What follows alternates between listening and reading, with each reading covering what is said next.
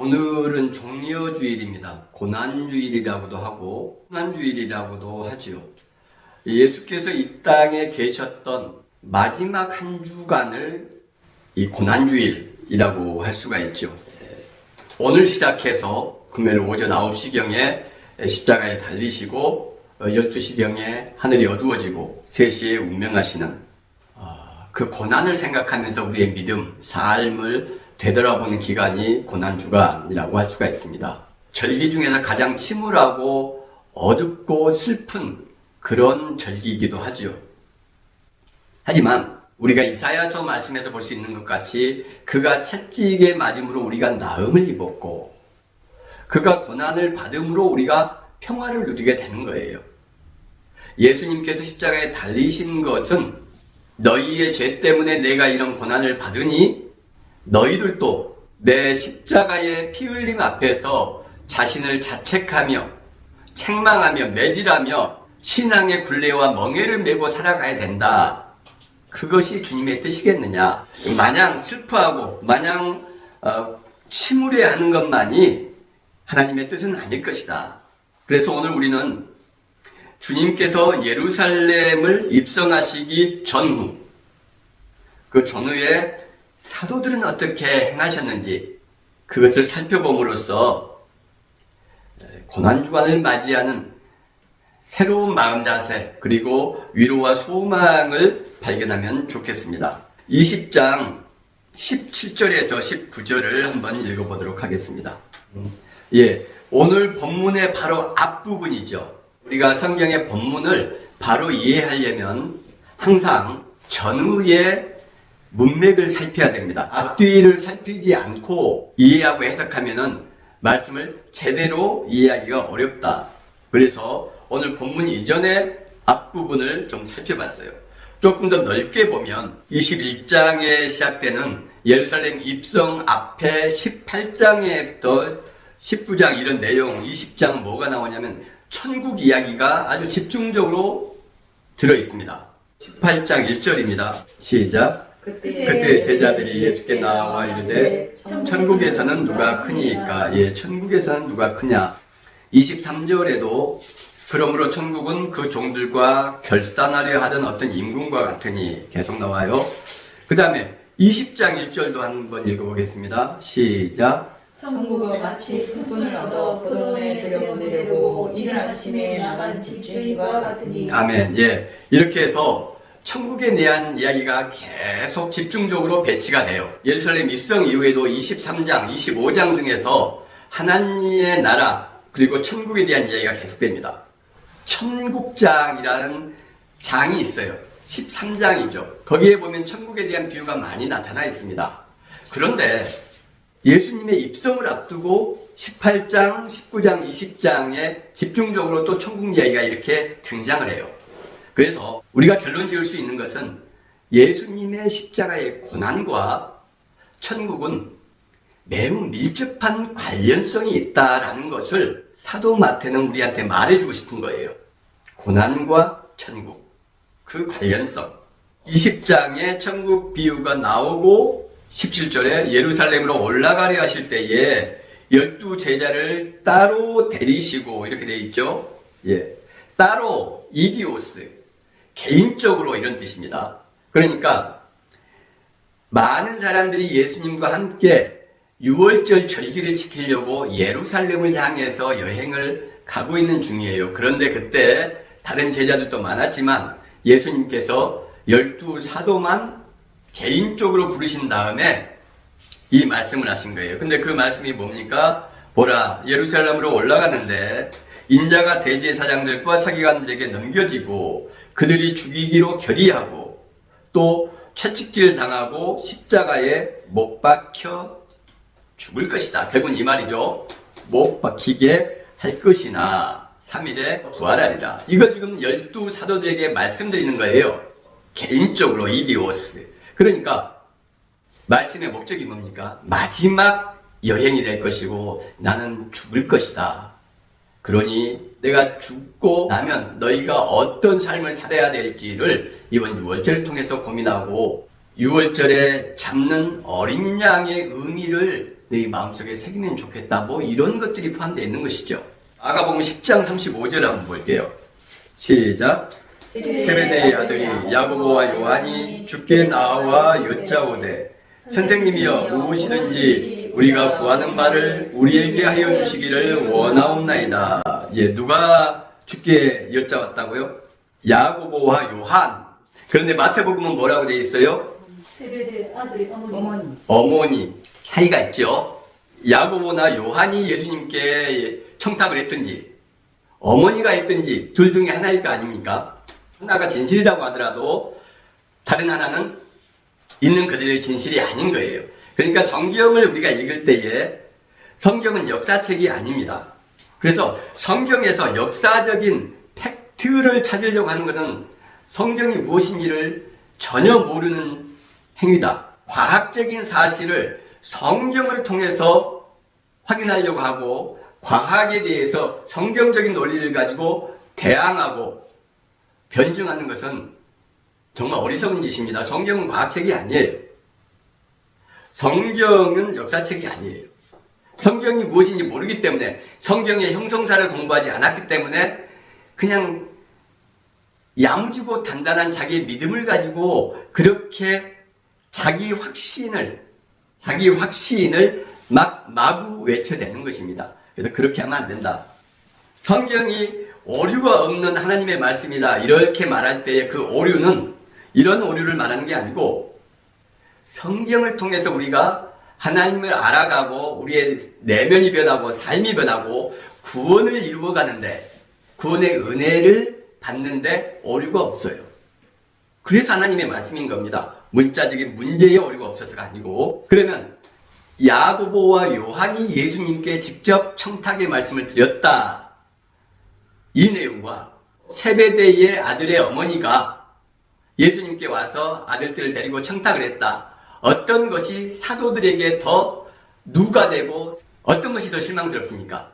사도들이 직접 청탁한 게 실망스럽죠. 17절에서 19절에 예수님께서 뭐라고 하십니까? 12명 사도들을 따로 이디오스 개인적으로 부르셔서 이제 가면 내가 죽을 것이다.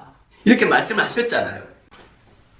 예수님께서 죽을 것이다 이렇게 말씀을 하셨는데 야고보와 요한 사도가 예수님 당신의 나라가 세워지면 좌우편의 가장 높은 자리를 저희 형제한테 주십시오. 이렇게 말하는 거예요.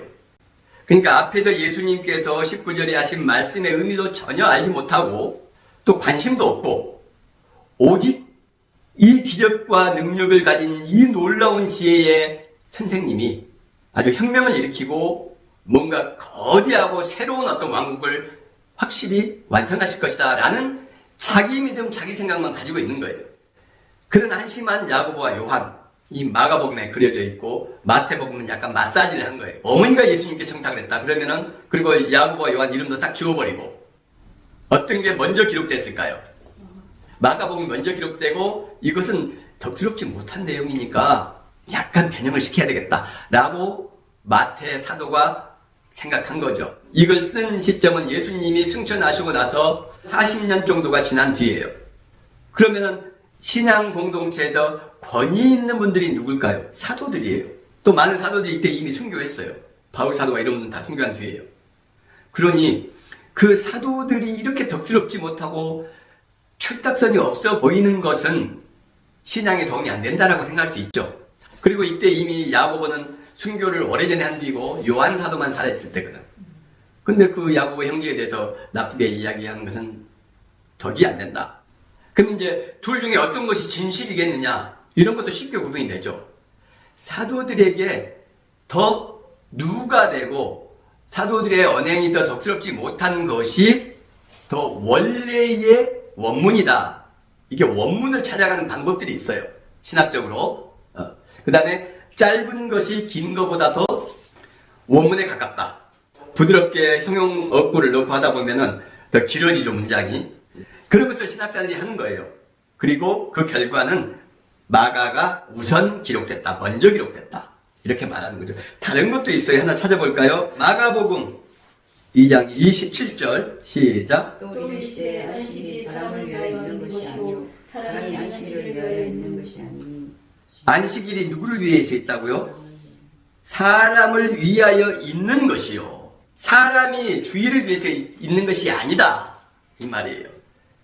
그런데 안식일이 사람을 위하여 있는 것이지 사람이 안식일을 위해서 있는 것이 아니다. 이 말씀을 마가복음의 말씀을 마태복음에 지워버렸어요.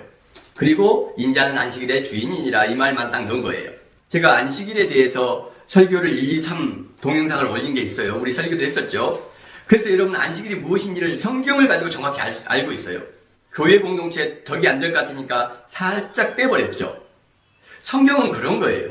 그 당시의 상황과 배경과 종교적인 것들이 본문 안에 스며들어 있어요. 그래서 성경을 바로 이해하고 해석하기 위해서는 반드시 그 당시의 역사적 배경과 정치적 종교적 상황을 공부하지 않으면 바로 이해할 수 없어요. 마태복음과 마가복음에는 항상 이 두 형제가 기록될 때 야고보가 먼저 나오고 요한은 나중에 나와요. 근데 우리는 누구를 더 잘 알고 있죠? 요한 사도가 훨씬 친숙하죠. 왜 그럴까요? 요한복음, 요한서신, 요한 1서, 2서, 3서, 요한계시록, 그리고 주님의 사랑받는 제자, 또 수제자 중 한 명, 뭐 이런 것들 때문에 요한을 우리가 훨씬 잘 알고 있고, 물론 누가는 요한을 먼저 쓰기도 하고 야고보를 먼저 쓰기도 합니다. 혼용돼 있어요.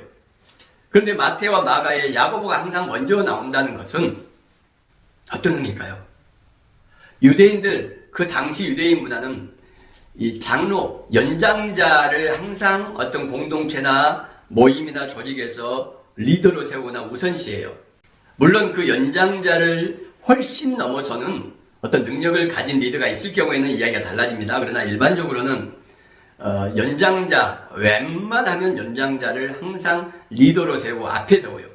그 우리 베드로의 장모 이야기에서 우리 베드로가 결혼을 했다는 것, 그 다음에 항상 맨 앞에 등장을 한다는 것, 지도적 위치를 차지한다는 것, 그걸 살피면서 말씀을 드렸었죠.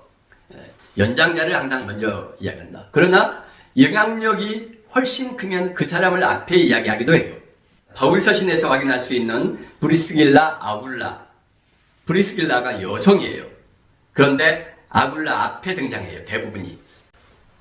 그 말은 브리스길라가 여성이지만 귀족 출신일 가능성이 있고 아굴라는 평민이나 서민 출신일 가능성이 있다. 또 하나는 기독교적으로 볼 때 아굴라보다는 브리스길라가 여성이지만 훨씬 많은 헌신과 영향력을 끼쳤다. 그래서 여기서 이제 야고보가 그러면 형일 가능성이 아주 높은 거죠. 앞에 마테오 마가에서 계속 이야기를 하고 있으니까. 그러면 야고보가 형인 게 뭐가 중요하냐? 이렇게 물을 수 있잖아요. 예수님 앞에 지금 두 사도가 나왔어요. 그리고서 주님의 나라에서 주님의 왕국이 완성되면 저희 형제를 가장 높은 주님의 좌우편에 앉게 해주십시오. 라고 둘이 똑같이 말을 했을까요? 아닐 거예요. 한 사람이 말을 했을 거예요.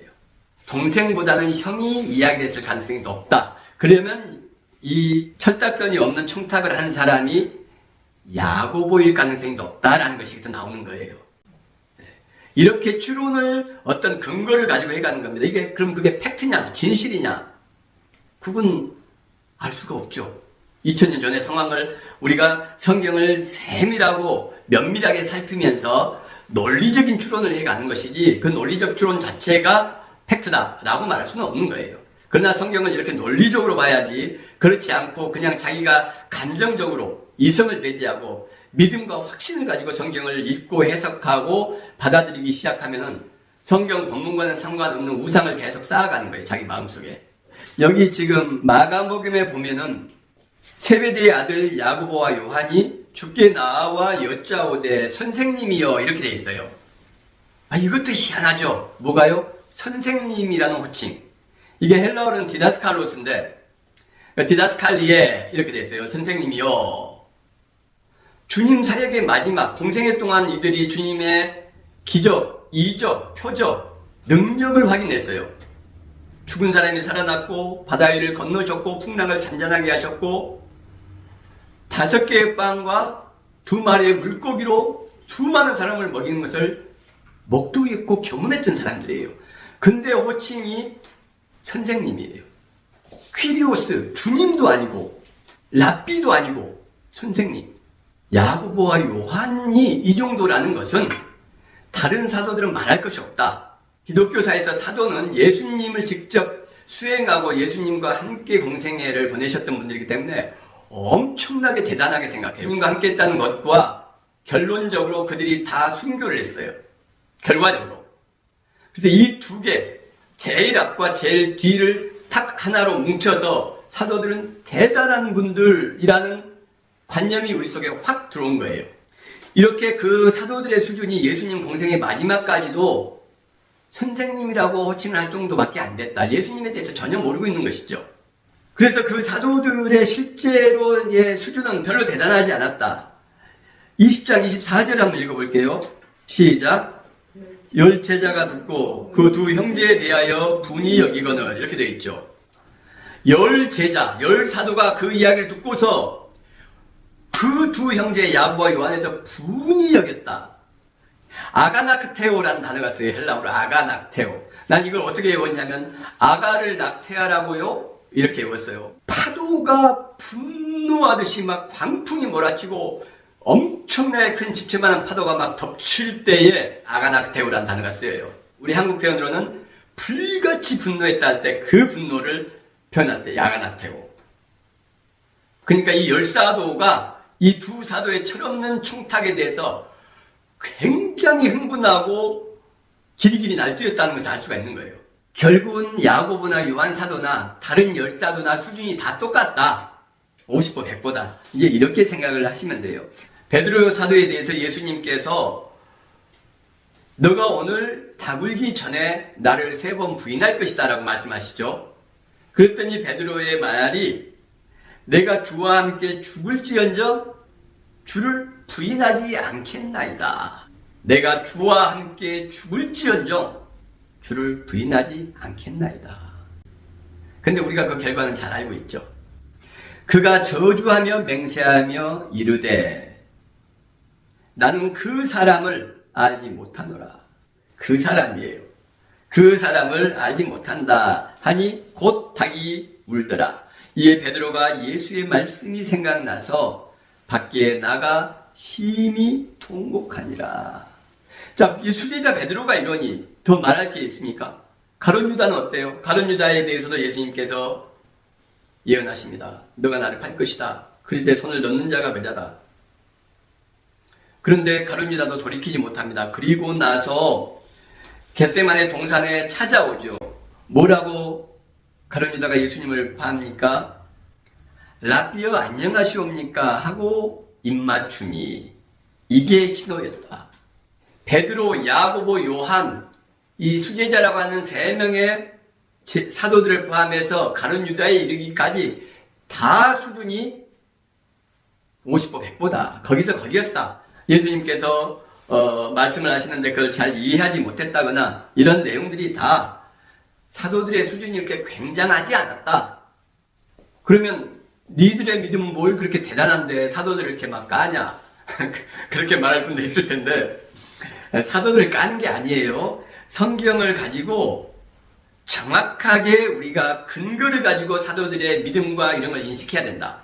예수님 부활하신 뒤에까지 사도들의 믿음은 아주 형편없었어요. 예수님의 부활한 모습을 보고 베드로와 많은 사도들이 고기 잡으러 가버리죠. 그게 요한복음 21장에 나오죠. 사도들을 우상화하고 그들은 대단한 분들이었다라고 말하지 말자. 사도들의 믿음을 우리가 정확하게 알아야 된다. 저는 이런 말씀을 보고 깨달음을 얻을 때 엄청 위로가 됩니다. 목사로서 너의 믿음과 신앙의 상태, 너의 삶의 모습 이런 것이 정말 한심하지 않냐라고 제 스스로에게 늘 질문이 되죠. 그때마다 그 질문 앞에 저는 한심합니다. 세상에 이렇게 한심한 목사가 어디 있겠습니까? 주님. 그러면서 자기 비하가 되고 나 같은 사람은 목사가 되면 안 돼. 차라리 세상에서 장사하면서 살아야 되는 것이 맞아. 이런 생각을 해요. 자주 하고 많이 합니다. 그러나 이런 말씀을 통해서는 우리 사도들도 그 모양이었구나.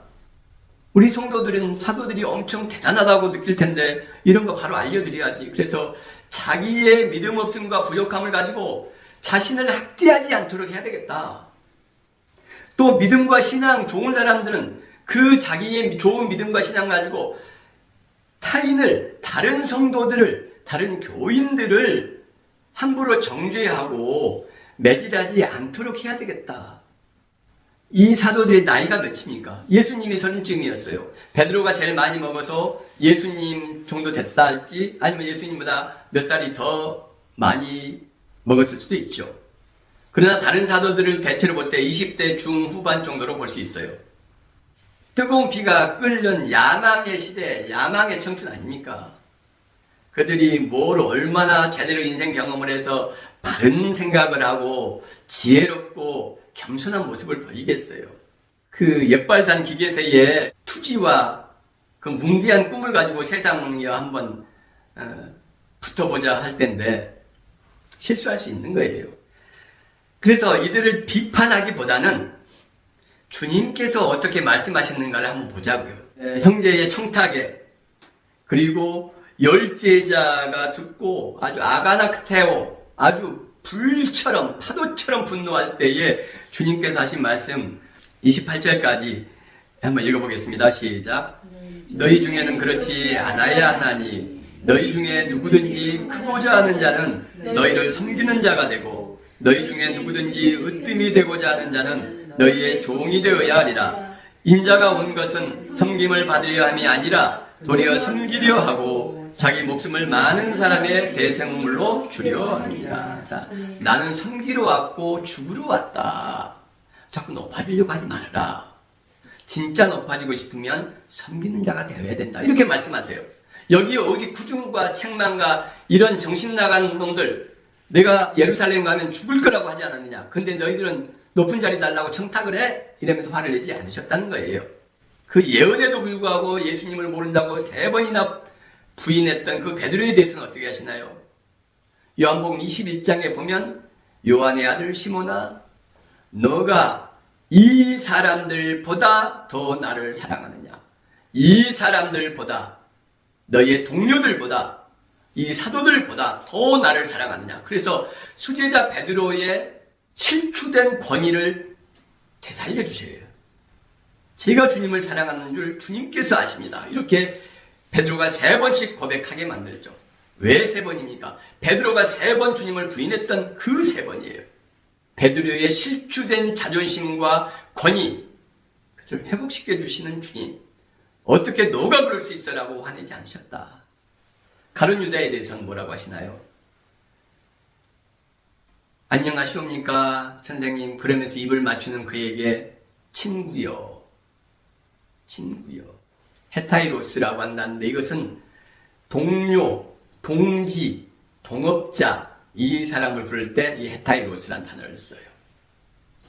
주님께서 당신을 배신하고 당신을 대제사장과 죽음의 세력, 악마들에게 넘겨주는 그 제자를 헤타이로스라고 부르시는 거예요.